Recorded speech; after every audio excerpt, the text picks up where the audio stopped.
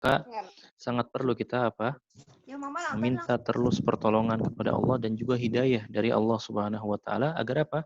Agar kita tidak terjatuh dalam kesesatan yang dibisikkan oleh para syaitan. Ya, jadi ini tafsir ayat ke-5. Kemudian tafsir yang berikutnya tafsir ayat yang ke-6 atau ayat terakhir minal jinnati wan nas. Ya, dari golongan jin dan juga manusia. Ibu-ibu yang semoga dirahmati Allah Subhanahu wa taala, kalau kita mereview ulang pelajaran di kedua tentang tafsir isti'adzah, a'udzubillahi minasyaitonirrajim. Asyaitan artinya apa? Al-mutamarrid, ya. Orang yang sesuatu yang membangkang. Ya, syaitan itu artinya sesuatu yang membangkang, dan sudah saya jelaskan juga bahwasanya para ulama menjelaskan syaitan itu sesuatu yang membangkang dari golongan jin dan manusia. Maka orang-orang sesuatu yang membangkang dari golongan jin dan manusia itu bisa dinamakan dengan syaitan. Ya. Maka di sini juga disebutkan di dalam ayat terakhir minal jinnati wan nas, dari golongan jin dan manusia. Di sini Allah sebutkan ada jin. Ya, yang pertama golongan jin. Ya, ada makhluk yang disebut dengan jin. Kenapa disebut dengan jin? Jadi jin itu berasal dari kata janna yajinnu. Artinya apa dalam bahasa Arab? Janna yajinnu ini artinya sesuatu yang tertutup. Ya, karena jin ini memang tertutup dari pandangan manusia. Dan jin juga merupakan makhluk Allah Subhanahu wa taala yang dia terbeban juga syariat. Dia wajib melaksanakan ibadah kepada Allah, salat, zakat, ya, dan ibadah-ibadah lainnya. Ya, jadi jin ini termasuk makhluk Allah yang dibebankan kepada mereka syariat-syariat Allah Subhanahu wa taala. Dan jin juga adalah makhluk Allah yang tidak mengetahui perkara yang gaib.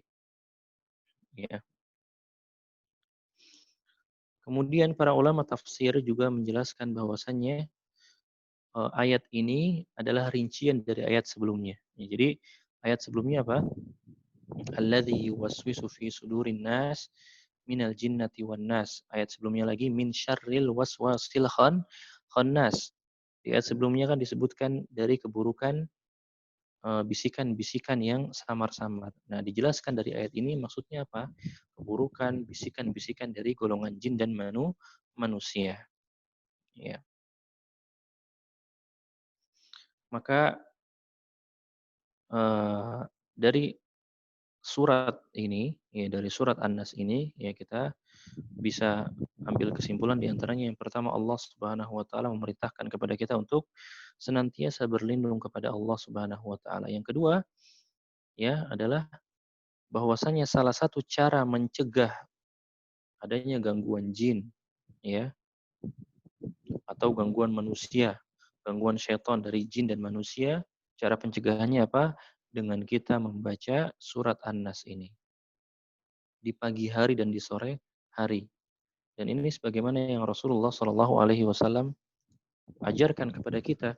Di dalam hadisnya Nabi Shallallahu Alaihi Wasallam, ya, pernah bersabda, Iqra qul huwallahu ahad wal mu'awwidhataini hina tumsi wa hina tusbih. Thalatha marratin takfika min kulli syai'. Kata Nabi Shallallahu Alaihi Wasallam, bacalah surat Al-Ikhlas, Qul huwallahu ahad, dan Al-Mu'awwidhatain, surat Al-Falaq dan surat An-Nas, ketika sore dan ketika pagi hari, 3 kali. Maka apa ganjarannya, apa buahnya kalau kita membaca surat-surat ini di pagi dan sore hari selama 3 kali? Maka kata Nabi SAW, maka itu sungguh telah mencukupkanmu dari segala sesuatunya. Artinya, hal itu dapat mencegahmu dari segala keburukan-keburukan. Ya, dari waswas syaitan. Ya, dari keburukan yang datang dari syaitan, dari golongan jin dan juga manusia. Oleh karenanya, ya, Nabi Shallallahu Alaihi Wasallam juga memerintahkan kepada kita untuk berzikir. Ada namanya zikir pagi dan zikir petang.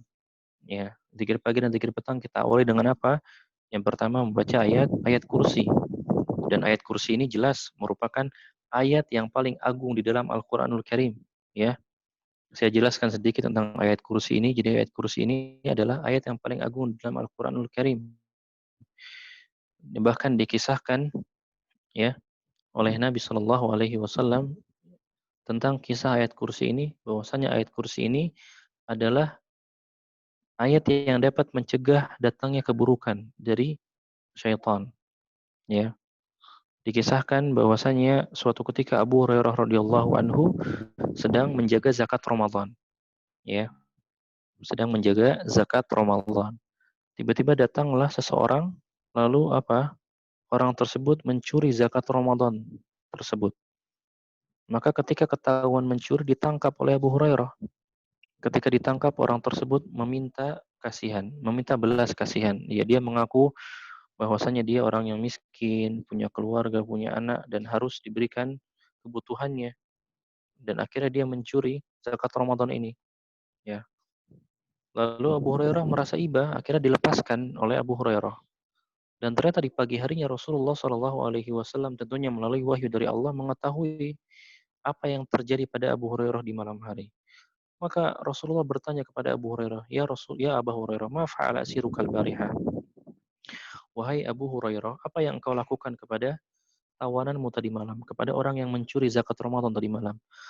Lalu Abu Hurairah menceritakan, ya wahai Rasulullah, ya saya melepaskan orang tersebut karena saya merasa kasihan. Ya, orang tersebut adalah orang yang miskin, punya keluarga, punya anak yang harus dipenuhi kebutuhannya, maka saya biarkan dia mengambil bagian dari zakat Ramadan ini. Lalu apa kata Nabi Shallallahu Alaihi Wasallam? Ama innahu qad kadzabaka wa sayauд.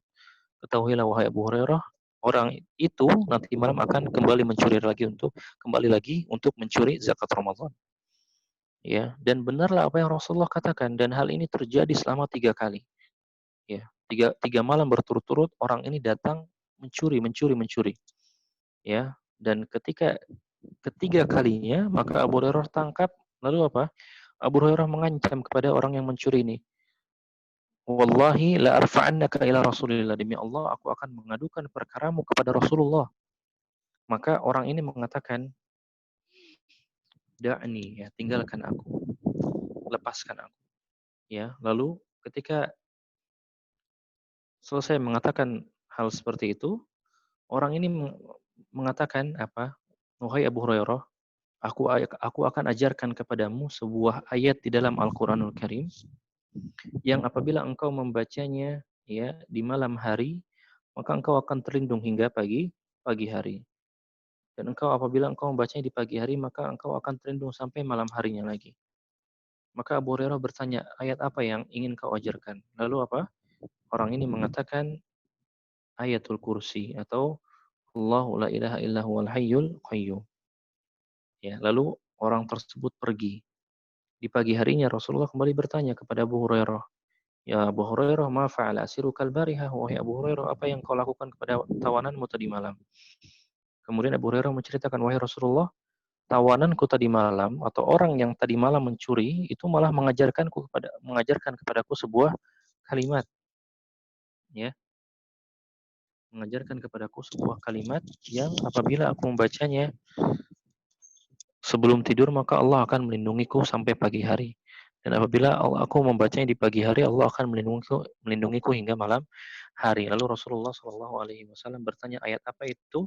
Maka Abu Hurairah menjawab, Allahu la ilaha illa huwal hayyul qayyum. Ketika Nabi Shallallahu Alaihi Wasallam mendengar cerita dari Abu Hurairah bahwasanya orang tersebut mengajarkan ayat kursi ini, lalu apa kata Nabi Shallallahu Alaihi Wasallam? Ama innahu qad sadaqaka wa huwa kadzub.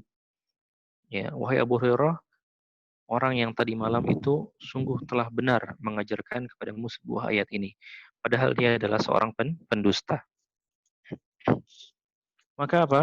Rasulullah bertanya kepada Abu Hurairah, ya Abu Hurairah, hal ta'lamu man tukhatib mundu thalathi layal? Wahai Abu Hurairah, tahukah kamu siapa orang yang selama 3 hari, selama 3 malam ini mencuri zakat Ramadan ini? Maka Abu Hurairah mengatakan, Allah wa Rasuluhu a'lam. Allah dan Rasulnya yang lebih mengetahui. Maka Rasulullah mengatakan, zaka syaitan. Itu adalah syaitan. Ya, jadi syaitan sendiri yang mengajarkan kepada Abu Hurairah kalau ingin berlindung dari mereka, maka bacalah ayat kursi. Ya, oleh karenanya di sini Rasulullah memerintahkan kepada kita untuk membaca ayat kursi di pagi hari, sore hari, sebelum tidur, ya. setelah melaksanakan sholat lima waktu. Ini sedikit tambahan tentang keutamaan ayat kursi. Ya, lalu di zikir pagi petang setelah membaca ayat kursi apa yang kita baca? Suratul Ikhlas, Qul huwallahu ahad, Qul a'udzu birabbin nas dan juga Qul a'udzu birabbil falaq. Ya. Maka ini sebagai pelengkap ya. Ya agar kita apa? Bisa dilindungi oleh Allah Subhanahu wa taala dari segala godaan syaitan, segala was-was dari syaitan. Ya. Ini tafsir surat An-Nas. Kemudian kita masuk ke dalam tafsir surat Al-Falaq ya. Baik. Ibu yang semoga dirahmati Allah Subhanahu wa taala, surat Al-Falaq ya tadi sudah saya jelaskan turunnya ini bersamaan dengan surat An-Nas ya. Ketika Nabi Shallallahu alaihi wasallam disihir oleh Labid bin Al-A'sam dan malaikat Jibril alaihi salam turun meruqyah Nabi Shallallahu alaihi wasallam dengan menggunakan kedua surat ini. Surat An-Nas dan surat Al-Falaq. Maka setelah diruqyah dengan menggunakan dua surat ini, dengan izin Allah Subhanahu wa taala seluruh sihir-sihirnya yang ada pada diri Nabi terlepas semuanya. Artinya Allah dengan izin Allah sembuh ya setelah diruqyah dengan kedua surat ini. Surat ini ya juga diperselisihkan oleh para ulama ya karena memang bersamaan dengan dua surat dengan surat An-Nas tadi diperselisihkan antara Makkiyah dan Madaniyah atau Madaniyah. Ya, tetapi pendapat yang kuat adalah surat ini tergolong dalam surat Makkiyah, yaitu surat yang diturunkan sebelum Nabi Shallallahu Alaihi Wasallam hijrah.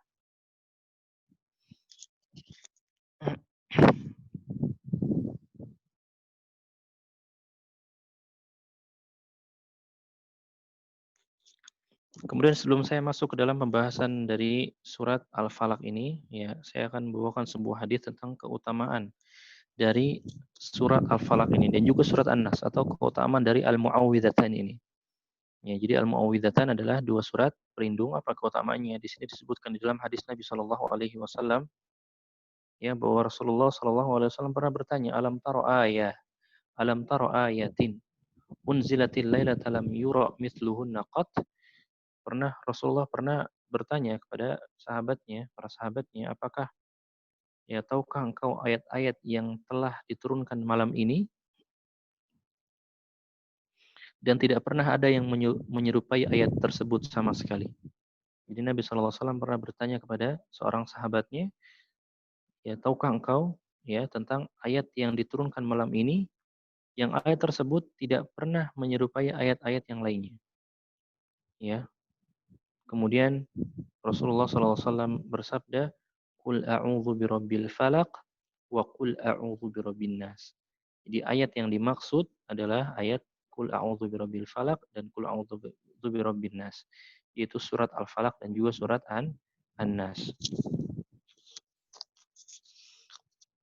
Dalam riwayat lain disebutkan karena Rasulullah sallallahu alaihi wasallam yata'awwadhu min 'ainil janni wa 'ainil ins falamma nazalat al-mu'awwidhatan akhadha bihima wa taraka ma siwa dzalik.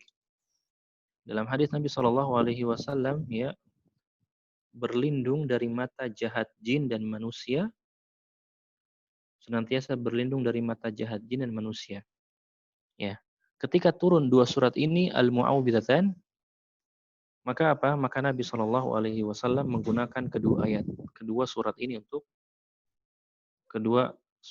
apa? Untuk menjadikan pelindung bagi diri Nabi Shallallahu alaihi wasallam. Artinya sebelum dua surat ini turun, Nabi seringkali meminta perlindungan kepada Allah dengan surat-surat lainnya. Tetapi setelah dua surat ini turun, maka Nabi SAW meninggalkan surat-surat lainnya dan menjadikan dua surat ini sebagai surat yang dijadikan oleh Nabi SAW untuk melindungi dirinya dari godaan syaitan atau dari bisikan syaitan. Ya. Dan Nabi SAW juga memerintahkan kepada kita untuk senantiasa membaca dua surat ini ya setelah selesai melaksanakan sholat 5 waktu. Ya. Dalam hadis Nabi Shallallahu Alaihi Wasallam pernah bersabda yang diriwayatkan oleh Uqbah bin Amir, yang beliau mengatakan amarani Rasulullah Shallallahu Alaihi Wasallam an aqra'a bil muawwidzat dubura kulli shalah. Ya, jadi Uqbah bin Amir radhiyallahu anhu mengatakan bahwasanya Rasulullah merintahkan kepadaku untuk membaca, yang memerintahkan untuk membaca al-muawwidzat, ya, setiap selesai sholat, yaitu surat Al-Falaq dan juga surat An-Nas, ya. Jadi ini sedikit tentang keutamaan dari al-muawwidzat. Kemudian kita masuk dalam surat Al-Falaq. Allah Subhanahu wa taala, ya, berfirman di dalam ayat yang pertama, "Qul a'udzu birabbil falaq." Yaitu katakanlah aku berlindung, ya, kepada Rob penguasa waktu subuh. Jadi Al-Falaq ini apa?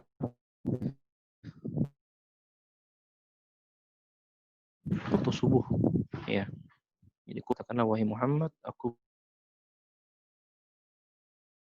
berlindung, ya, kepada Rob atau kepada waktu subuh. Jadi di dalam bahasa Arab Al-Falaq sendiri ini diterjemahkan oleh para ahli lughah dengan sesuatu yang terbelah atau terpisah, ya. Dan yang dimaksud di dalam Al-Qur'an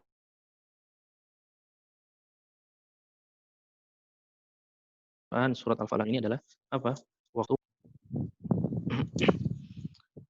Di ayat yang pertama ini kita juga bisa melihat bagaimana Allah Subhanahu wa taala kembali memerintahkan kepada Rasulullah untuk apa? Meminta perlindungan, ya, kepada Allah Subhanahu wa taala.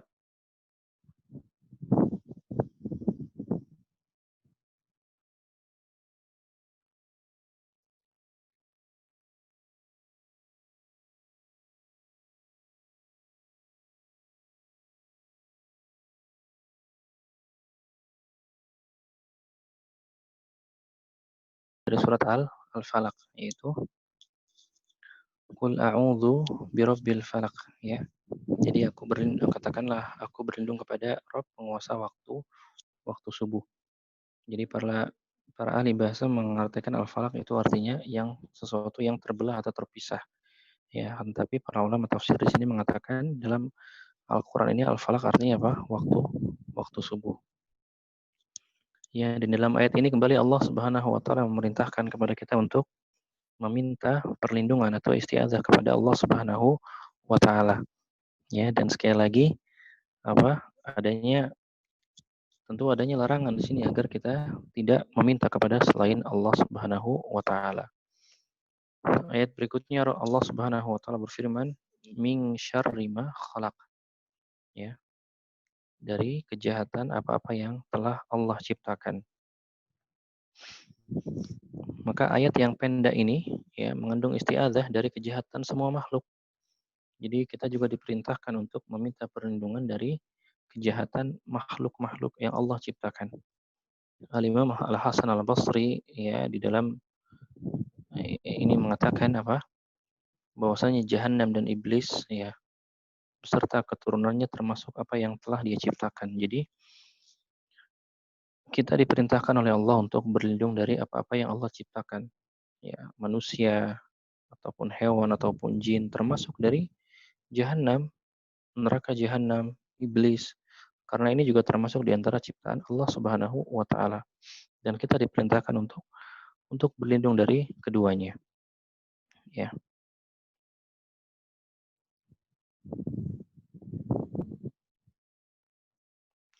Kemudian di ayat yang berikutnya Allah Subhanahu wa taala berfirman, "Wa min syarri ghasiqin idza waqab."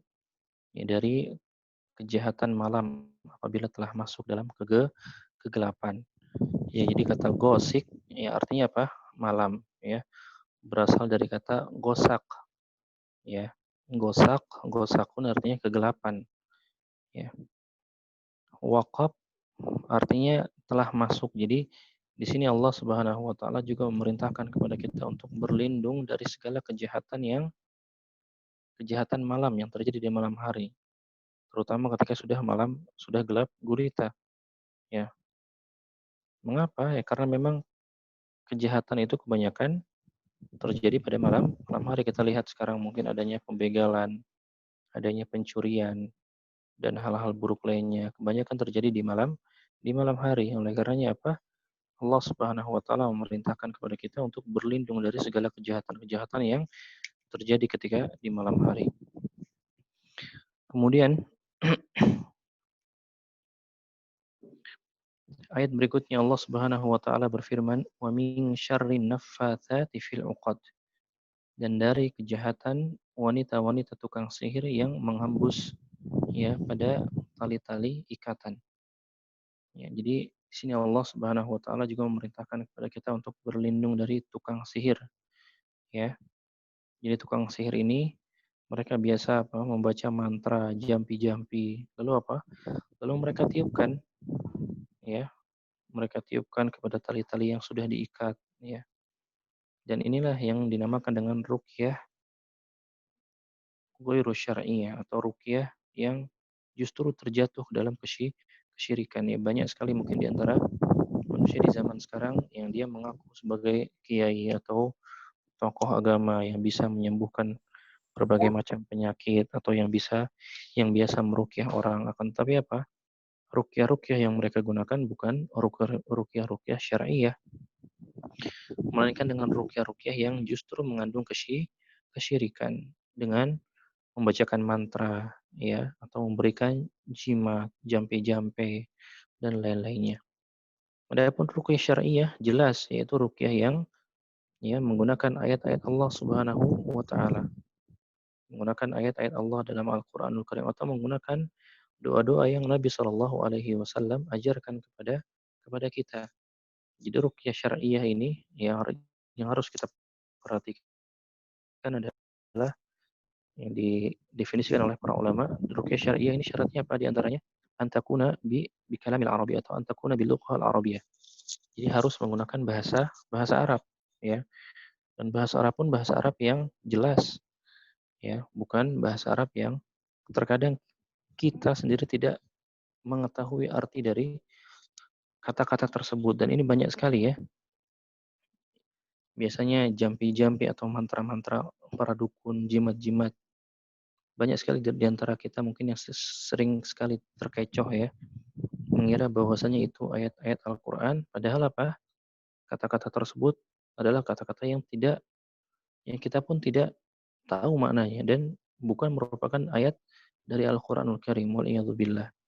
Ya, jadi berhati-hati ya terutama ketika kita memang mendapati ada saudara kita yang sedang kesurupan atau ditimpa oleh sakit yang tidak kunjung sembuh, ya maka ruqyahlah dengan ruqyah syar'iyyah, yaitu dengan membacakan ayat Al-Qur'an, membacakan Al-Mu'awwidzatain, membacakan suratul Fatihah atau membacakan ayatul kursi atau ayat-ayat lainnya yang dalam Al-Qur'anul Karim atau dengan menggunakan doa-doa yang Nabi Shallallahu alaihi wasallam ajarkan kepada kita. Ya.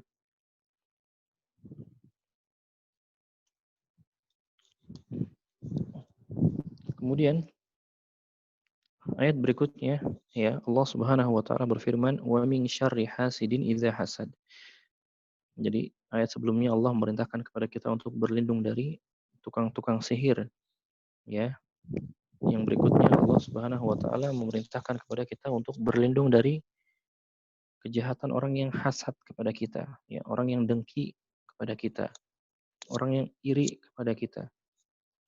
Kejahatannya seperti apa? Ya, contohnya penyakit ain atau mata jahat. Ya, mata jahat yang dapat menyebabkan ya orang yang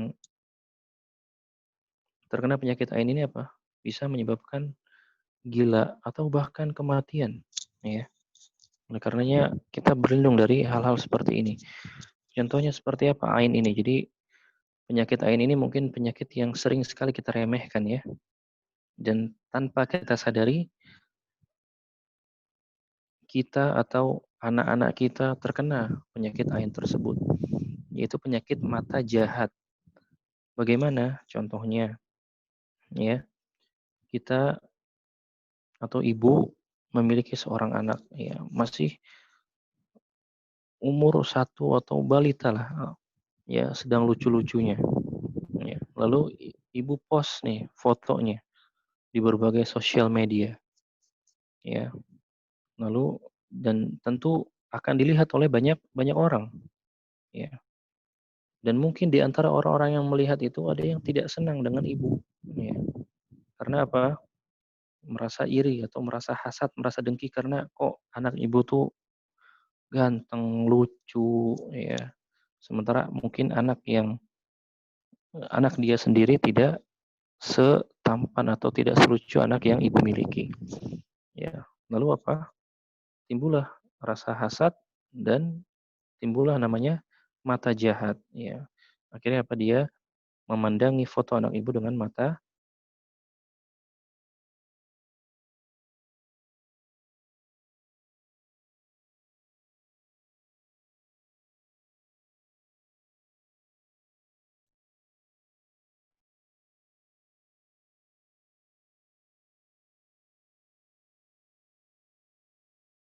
Rasulullah sebut rokmu. Jadi orang keluarga Tuhanmu kata orang. Maka Rasulullah SAW ketika itu turun kepadanya wahyu yaitu ayat di dalam surat Al-Ikhlas ini. Fa'anzalallahu qul huwallahu ahad. Ya, jadi turunlah ayat katakanlah bahwasanya Tuhan Allah itu Maha Esa. Jadi Allah tidak beranak dan tidak diperanakan. Ya, ini sebagai jawaban dari ancaman atau pertanyaan dari orang-orang musyrik yang meminta Rasulullah untuk menyebutkan nasabnya Allah Subhanahu wa taala. Ya. Ayat yang pertama di sini Allah Subhanahu wa taala berfirman, "Qul huwallahu ahad." Katakanlah Allah yang Maha Esa.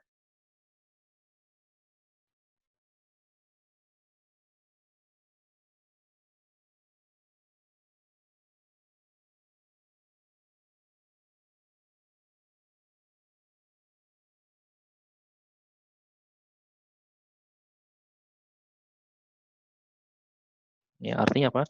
Tidak ada tandingan.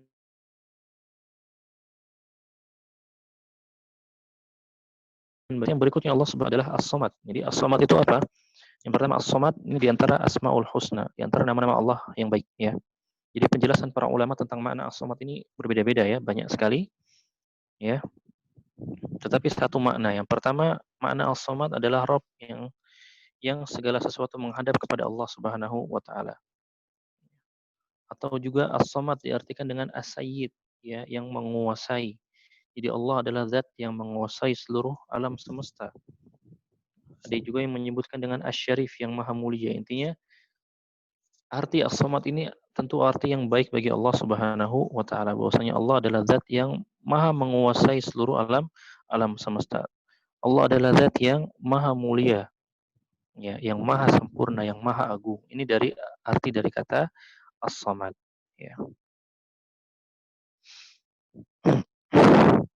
Kemudian ayat yang berikutnya Allah Subhanahu wa taala berfirman lam yalid wa lam yulad. Lam yalid wa lam yulad, dan Allah tidak beranak dan juga tidak diperanakan, ya. Maka di sini Syekh Musa'id At-Tayyar hafizahullah ya mengatakan, jadi Allah adalah zat yang berhak diibadahi dan dia tidak dilahirkan sehingga Allah itu tidak akan binasa, ya. Karena sesuatu yang dilahirkan tentu dia akan mati, ya. Jadi ini pun bantahan bagi orang-orang Nasara ya yang mengatakan Allah memiliki anak, ya. Tuhan Yesus yang mereka katakan anak Allah Subhanahu wa taala. Maka dari ayat ini jelas bahwasanya Allah adalah zat yang tidak beranak dan juga tidak diperanakan. Kemudian ayat berikutnya Allah Subhanahu wa taala berfirman walam yakul lahu kufuwan ahad, dan tidak ada seorang pun yang setara dengan Allah Subhanahu wa taala. Ya.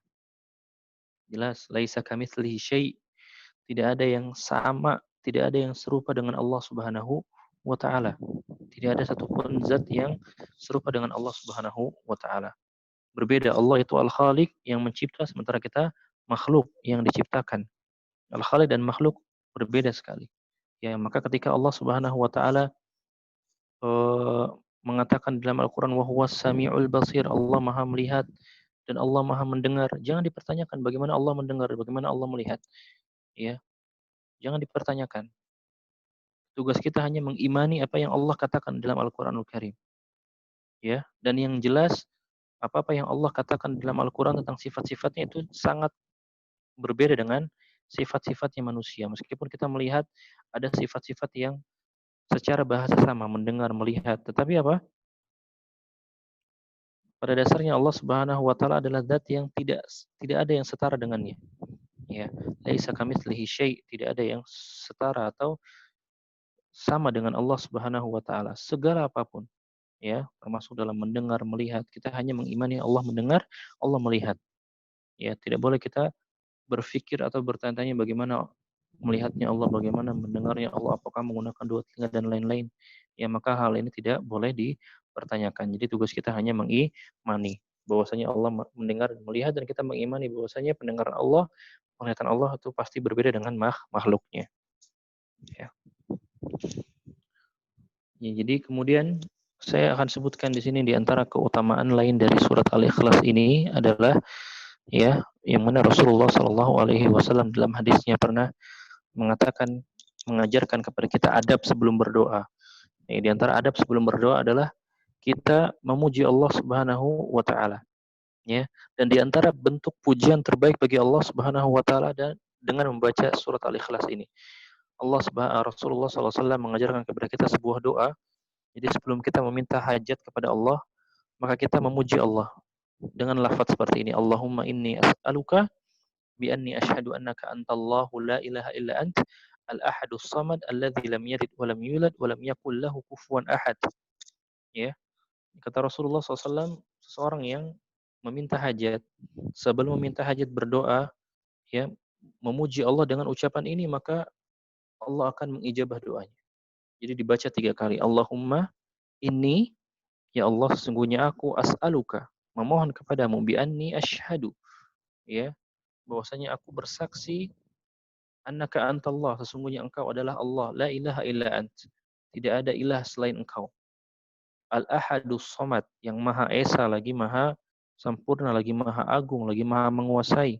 Alladzi lam yalid wa lam yulad, yang tidak pernah diperanakan, wa lam yakul lahu kufuwan ahad, dan tidak setara dengan sesuatu apapun. Ya, jadi ini tafsiran dari surat Al-Ikhlas. Bagaimana Ibu, mau dilanjut atau kita cukupkan dulu kalau sesuai dengan silabus sampai surat Al-Lahab? Kemalaman atau tidak nih? Kalau kemalaman kita cukupkan, kalau misalnya memang masih ingin lanjut, kita lanjut.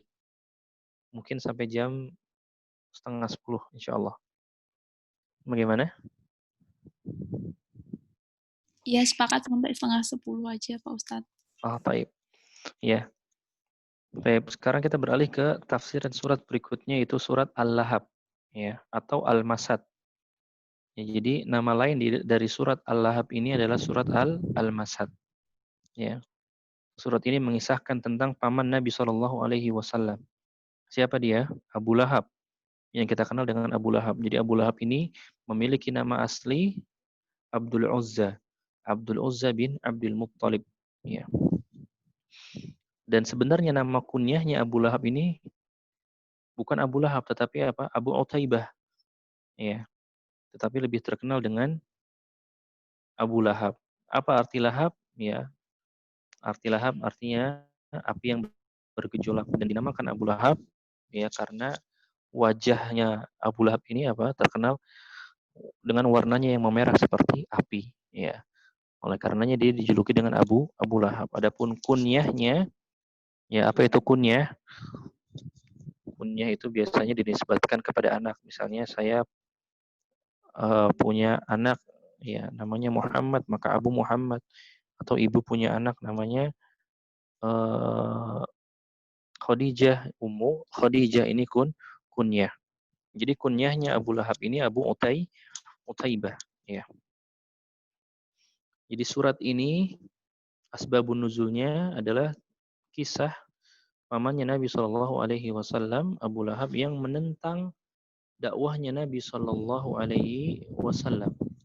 Ya, mungkin sudah banyak dari kita yang mendengar tentang kisahnya, yang mana Nabi Shallallahu Alaihi Wasallam suatu ketika berteriak di atas bukit, memanggil orang-orang Quraisy ketika itu, dan mengajak orang-orang Quraisy untuk masuk ke dalam Islam.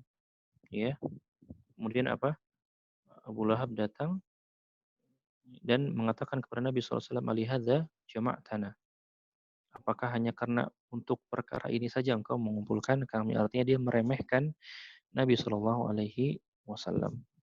Ya, dan terkenal dengan kata-katanya tabban laka ya Muhammad, celaka engkau wahai Muhammad. Maka turunlah ayat ini. Jadi tabbat yada abi lahabi wa tab ma aghna anhu maluhu wa ma kasab sayasla naran dzata lahab wa imra'atuhu hammalatal hatab fi jidiha hablum min masad. Ya. Saya artikan dulu ayat ini ya. Jadi al-lahab artinya apa tadi? Api yang bergejolak. Ya. Di ayat yang pertama Allah Subhanahu wa taala berfirman tabbat yada abi lahabi wa tab. Celaka atau binasalah kedua tangannya Abu Lahab wa tab, dan dia akan binasa. Ma aghna anhu maluhu wa ma kasab. Ya. Harta benda dan seluruh apa yang dia usahakan itu tidak akan berguna bagi dia. Sayasla narang dzata lahab. Ya, kelak dia akan masuk ke dalam api yang bergejolak. Wa imra'atuhu hammalatal hatab, dan begitu pula istrinya, ya. Artinya istrinya pun masuk ke dalam api neraka yang bergejolak tadi. Hammalatal hatab, ya, sang pembawa kayu bakar. Fi jidiha hablum mim masad. Yang di lehernya ada tali dari sabut. Jadi ini terjemah dari surat Al-Lahab. Ya. Saya ulangi tentang asbabun nuzulnya. Ya. Diterangkan di dalam sebuah riwayat bahwasanya Nabi Shallallahu Alaihi Wasallam ya keluar menuju Batha, ya, daerah yang bernama Batha. Kemudian beliau naik ke bukit, ya, fanada ya sabahah. Artinya wahai sekalian manusia. Dia naik ke bukit, Rasulullah naik ke bukit lalu memanggil manusia, ya. Intinya dia ingin mengajak agar orang-orang beriman kepada Rasulullah dan beriman kepada apa yang Rasulullah Shallallahu Alaihi Wasallam bawa ketika itu. Ya, kemudian tiba-tiba datang Abu Lahab dan mengatakan, "Alihada jama'tana tabban lak." Wahai Rasulullah, apakah untuk hal ini kamu mengumpulkan kami? Celaka engkau wahai Muhammad. Maka lalu turunlah ayat ini tabbat yada abi lahabi wa tab. Ya, sampai di akhir ayat. Kita masuk ke dalam tafsiran ayat pertama. Jadi Allah Subhanahu wa taala berfirman, tabbat yada abi lahabi wa tab. Binasalah kedua tangan Abu Lahab. Ya. Ini menunjukkan doa keburukan yang Allah tunjukkan kepada Abu Lahab. Wal billah. Didoakan keburukan oleh Allah Subhanahu wa taala untuk Abu Lahab ini. Pamannya Nabi Shallallahu alaihi wasallam. Wa tab, ya. Artinya apa tadi? Dan dia akan binasa. Dan firman Allah, tabbat yada abi lahab wa tab, maksudnya apa? Ini maksudnya adalah sungguh Abu Lahab ini adalah orang yang merugi, ya, yang putus seluruh amalnya, putus seluruh harapannya dan sia-sia seluruh usahanya, ya. Jadi kerugian, kebinasaan bagi Abu Lahab. Kemudian di ayat yang kedua Allah Subhanahu wa taala mengatakan, "Ma aghna anhu maluhu wa ma kasab." Jadi seluruh yang dia usahakan dan juga seluruh hartanya itu tidak akan bermanfaat bagi dirinya. Maksudnya yang dia usahakan adalah di sini para ulama menafsirkan adalah anaknya dari Abu Lahab ini tidak akan bermanfaat bagi Abu Lahab. Di ayat berikutnya Allah Subhanahu wa taala mengatakan sayasla narang dzata lahab. Ya, yaitu kelak Abu Lahab akan mendapatkan balasan yang jelek dan hina berupa siksa api neraka. Di sini disebutkan sayasla narang dzata lahab, narang dzata lahab, api yang bergejolak. Ya. Wa imra'atuhu hammalatal hatab. Ya. Begitu juga istrinya, ya, Abu Lahab yang biasa memikul kayu bakar. Siapa nama istrinya Abu Lahab? Nama istrinya Abu Lahab dijelaskan di sini adalah Ummu Jamil. Ya. Jadi Abu Lahab punya istri namanya siapa? Ummu Jamil. Dan ini juga di antara pembesar wanita Quraisy ketika itu. Ya, Ummu Jamil ini kunyah beliau, ya. Nama aslinya itu Arwa, ya, binti Harb bin Umayyah. Ya. Jadi Ummu Jamil nama aslinya siapa? Arwa binti Harb bin Umayyah. Ya.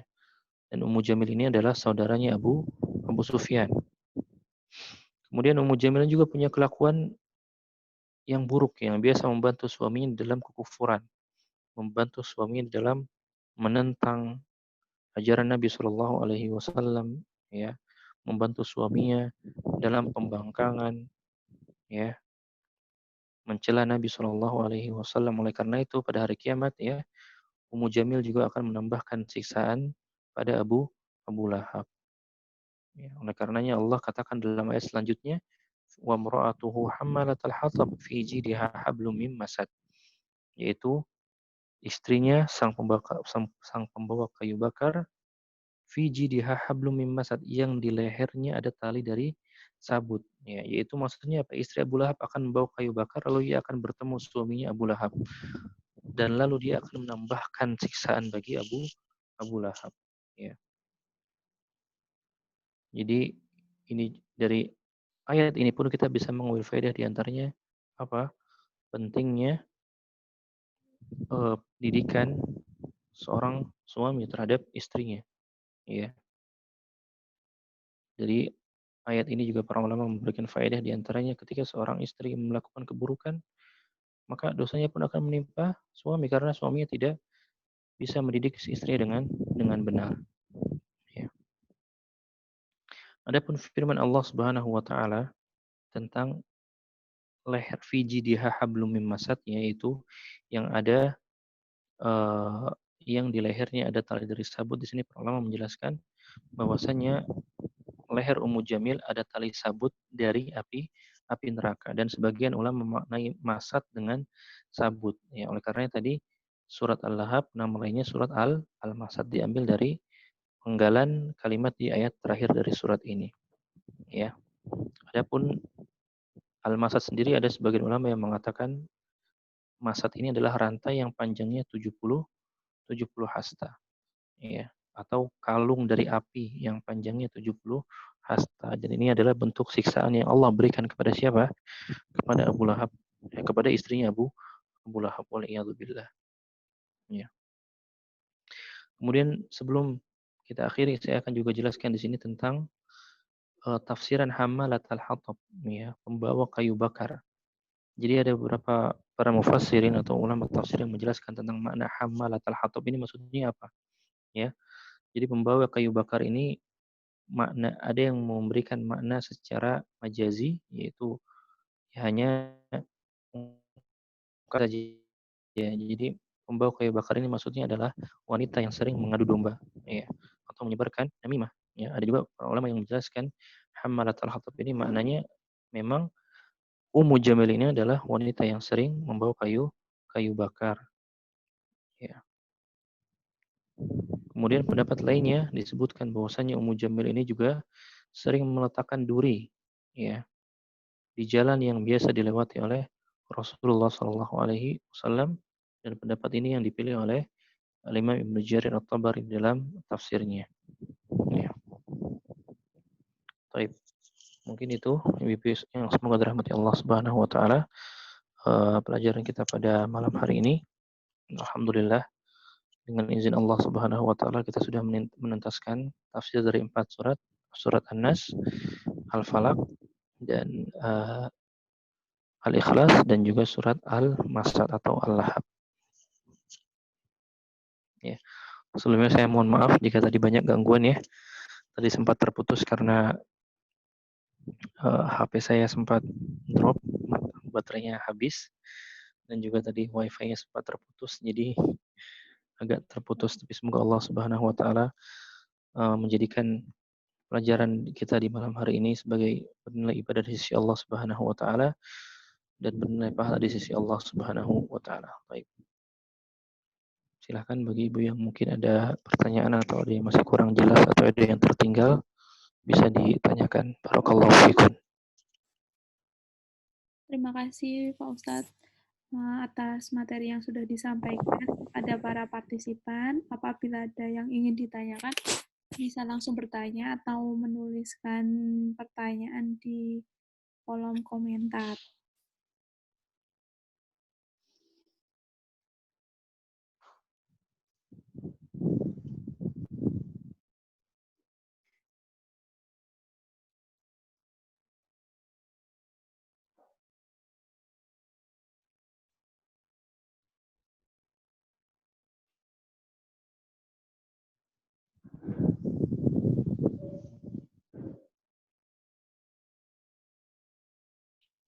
Kira-kira ada yang mau ditanyakan atau tidak ya?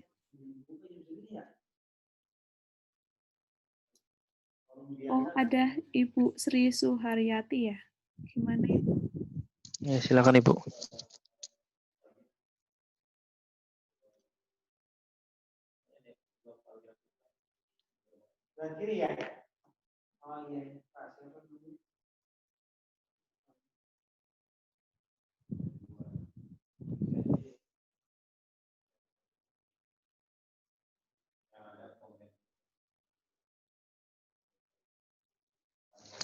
Ada Ibu, silakan.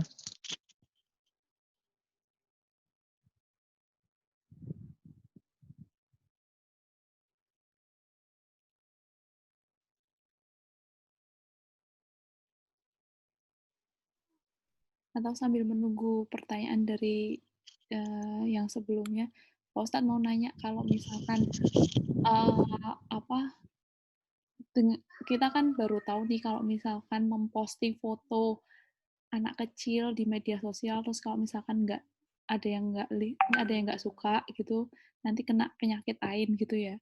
Nah, cara taubatnya gimana? Terus maksudnya harus gimana gitu? Terima kasih. Ya, baik. Ya, jelas ya Ibu pertanyaannya ya.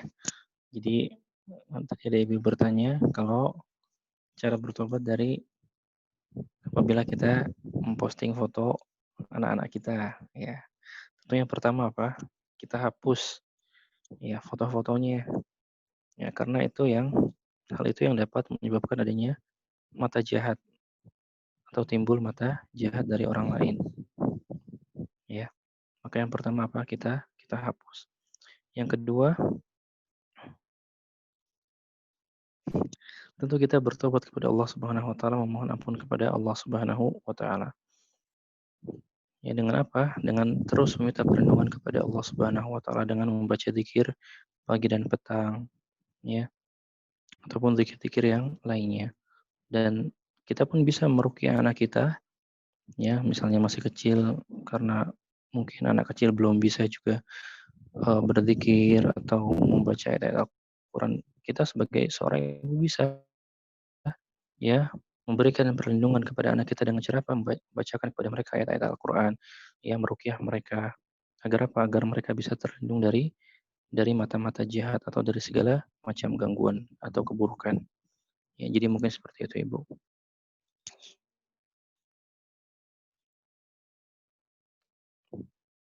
Jelas? Iya, jelas. Terima kasih.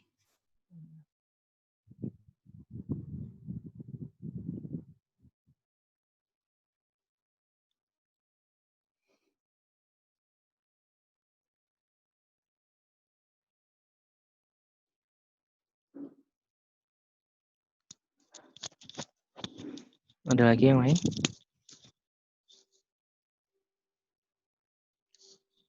Ada ini Bu Ika ya. Silakan Bu Ika. Bismillah, Ustadz mau menanyakan terkait tadi menyambung tentang ruqyah.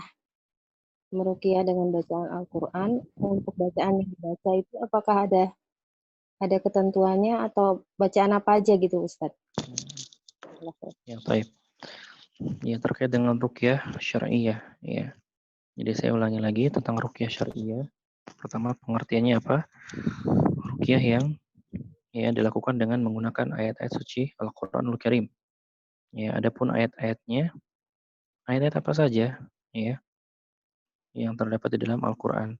Akan tetapi di sana memang ada beberapa ayat yang memiliki keutamaan, di antaranya apa? Suratul Fatihah, Ayatul Kursi, kemudian Al-Mu'awwidzatain tadi, surat An-Nas dan juga Al-Falaq, dan juga surat Al-Ikhlas. Ya, jadi ini di antara surat-surat yang memang Rasulullah kabarkan kepada kita tentang keutamaan-keutamaannya yang bisa kita gunakan untuk meruqyah. Lalu boleh tidak meruqyah dengan menggunakan ayat-ayat lain selain ayat tersebut? Diperbolehkan, ya. Karena ruqyah syariah sendiri tadi didefinisikan oleh para ulama adalah ruqyah dengan menggunakan ayat-ayat Al-Qur'anul Karim. Jadi bebas saja diperbolehkan insyaallah. Ada lagi?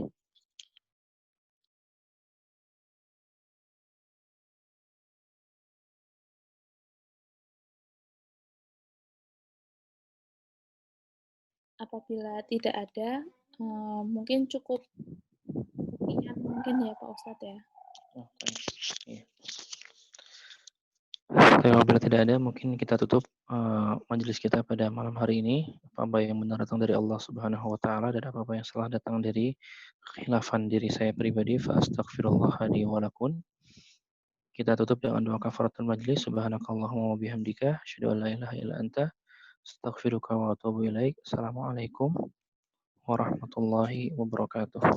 Waalaikumsalam Waalaikumsalam warahmatullahi wabarakatuh.